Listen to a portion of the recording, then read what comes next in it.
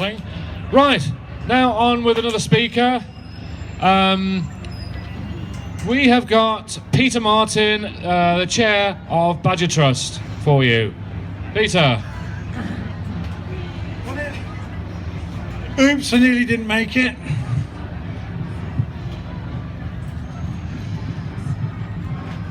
Well, hello Birmingham Wildlife Festival. Way!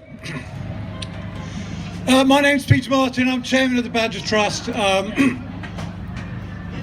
But this is the Wildlife Festival, and so a lot of people have been speaking about badgers, and while I'm passionate about them, I'm also passionate about wildlife and everything else. And I think that's what I want this speech to be about. At the beginning of the week, I kind of knew what I wanted to talk about, and then during the week, some really, really unpleasant things have happened.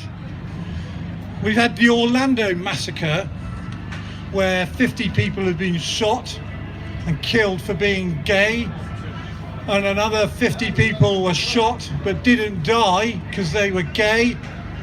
And then a couple of days ago, Joe Cox was killed for basically being a decent human being that stood up for all the things that we all want to think about and the things that we aspire to as human beings. And it's just kicked me sideways, really. And on the train up here, I was thinking there's a connection with all this killing and all this intolerance. And I'm kind of dig down into my mind about where it comes from, this intolerance and this desire to kill. So I'm going to ramble on a bit. I just feel that this killing is about fear of the other, and we're in a really kind of political situation now where for the last 4 or 5 years people have been stoking up hate, and there seems to be this fear of the other which translates into our world, which is fear of the wild. And I've noticed that a lot of people on that kind of side of the fence who kill things, who kill animals, are fearful of immigrants, they're fearful of animals, they're fearful of the wild, and it's all connected. So I've just wondered whether, as wildlife people, we should be more concerned about killing animals than perhaps we are. I've often wondered whether killing animals is actually a psychological proxy for killing people. And this week has really made me wonder whether that actually is true. Anyway, not on the theme of badgers, I wanted to relate an interesting experience that's happened to me in the last week. I live in Gloucestershire, and I live on the edge of a well-known personage's estate. You'll know him because he's got big ears and his mum wears a crown. Yeah, that's right, it's the Highgrove estate. And I walk my dogs around the edge of the Highgrove estate every day, and last week I came across a larson trap. And the larson trap had a magpie in it. And I looked at this thing and I thought, wow, this shouldn't be here, it's right on the footpath. And to cut a long story short, I did what you'd all expect me to do. I let the magpie go, and I sprung the 2 other halves of the trap. I didn't think a great deal more about it. On top of the trap there was this sign that said, if you release this magpie, you're personally responsible for the death of a whole load of songbird chicks and for little lambs getting their eyes pecked out. Oh, God. And I thought, that is absolute rubbish. Complete and utter rubbish. I am not responsible for that. Wildlife exists for its own purposes. It feeds itself in its own way. I'm not responsible for it. And it's typical of the kind of propaganda claptrap you hear from the kind of people that kill things. But anyway, I didn't take any notice of that. But the following day I went up there, and where the larson trap was, pinned to the ground on a piece of feed stack, was a note written specifically to me. It said, Peter M., you will not be releasing any more magpies after we've crushed your hands with a lump hammer, you cunt. And I thought, oh, that's nice. And that just typifies the attitude of people who kill wildlife without thinking. You hold them to account for something, and their response is violence. So there's the first connection with what I was thinking about in the train. This desire to kill animals is linked to violence. And killing animals is an act of violence. And in that instance, on that piece of paper, that violence of killing animals transferred to a direct threat to commit an act of violence against me specifically. And I thought, that's interesting. And as it's the Highgrove estate, and as I know them quite well there, I've done some work up there, fixing some of their wooden gates and doing some work on the estate, repairing stuff. I ran it through to the police and I said, you've got a crime here, what are you going to do about it? And they, of course, were very upset. They started an investigation and I got a chance to go and see their estate manager. And I was ushered into a very nice, fancy country house, lots of dark wooden furniture, hunting prints on the wall, cup of tea, Dutchy biscuits, very pleasant.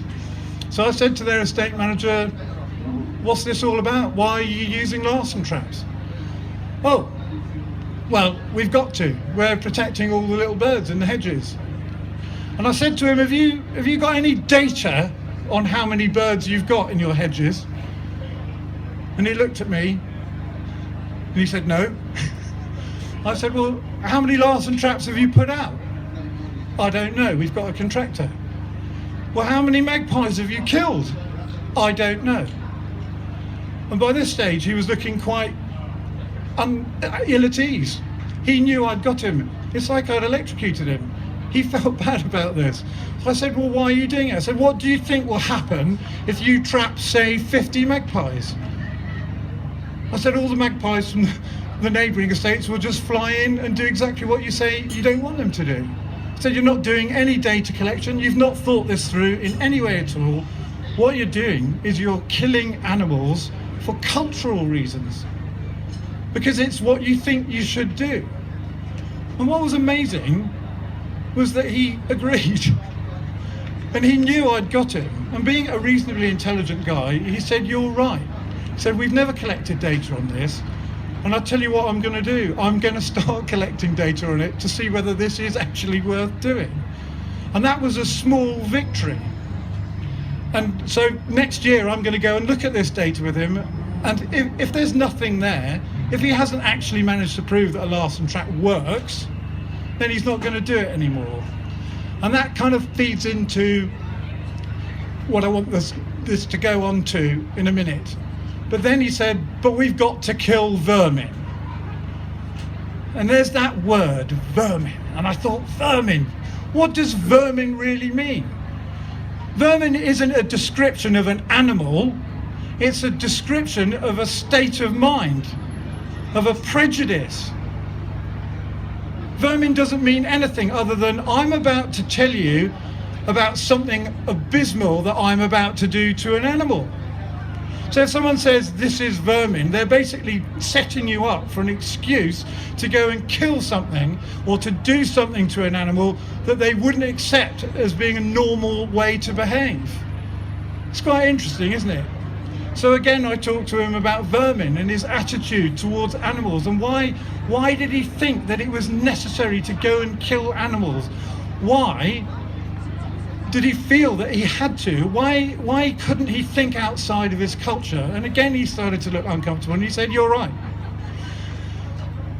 So we got to that stage and we agreed to meet again, and we're also going to meet up about the badger cull, which is going to be very interesting. But it made me think about something called cognitive dissonance. And that is that people can get, I'll give you a definition. It's a state of having inconsistent thoughts, beliefs or attitudes, especially as relating to behavioural decisions and attitude change. Now the example of that here is killing magpies to save another species of bird. Okay, that doesn't make sense on any level, does it? Why do we kill one species to save another? Okay, and that, because I'm chairman of the Badger Trust, it's the same with badgers. You know, why are we killing badgers to save cows? Particularly as the cows are going to die anyway. And we're only killing them in order to try and stop a disease which has got nothing to do with badgers in the first place. So really, all being a bit me mumbling and a bit confused today because of all the stuff that's happened this week, I think what we're up against really is we're not up against the psychopaths, we're up against a culture and an inability of a certain element of our countryside set, as they call themselves, to see that what they're doing doesn't make sense, that they don't need to kill things, that there are better ways. One of the things I said to this estate manager is, well, why don't you plant more hedges if you're worried about hedge species? Well, we do. And I said, well, why do you have to kill the magpies? If you were really that worried, you could larsen trap them, put them in a big aviary, feed them for a month till all the fledglings are fledged, and then let them go again, if you're that concerned. And he said, that's enough, you've done enough. I know you're right. But I think now what we need to do also, and the thing that's also been on my mind, is that the wildlife community has been divided into lots of little bits. And I'm from the Badger Trust. There's people who support otters and birds and hen harriers. And what's really great about this is we all get together, but we all need to get together more often. We all need to support each other more often, and it is beginning to happen. And I've managed to, in my own mind, think about this, and I've called it murmuration theory. And I don't know if you've ever seen a murmuration of starlings, but prior to the murmuration, groups of starlings come from everywhere. They're not all one massive family of starlings. They come together for a purpose at a specific time, and then they go their separate ways again. And one of the problems with the wildlife movement is that you've got people who are not really thinking about what everyone else is doing, and then you get arguments develop between, but we don't need to be like that. Because the people we're fighting are the same people. The people who kill hen harriers are the same people who kill foxes. They're the same people who are trapping stoats and other small mammals. They're killing birds and raptors. They're the same people. And there are probably 5 to 10 million of us, but we're not murmurating often enough. So when it comes to Hen Harrier Day, I want to make sure that all the badger people and all the fox people and all the people who want to save whales and seals and butterflies and everything turn up for that. And when the cull starts, we all need to murmurate again. And if we keep doing it, they will hear our voices, and we will eventually get this culture of killing behind us. And that's basically all I've got to say today, but thanks everyone for coming.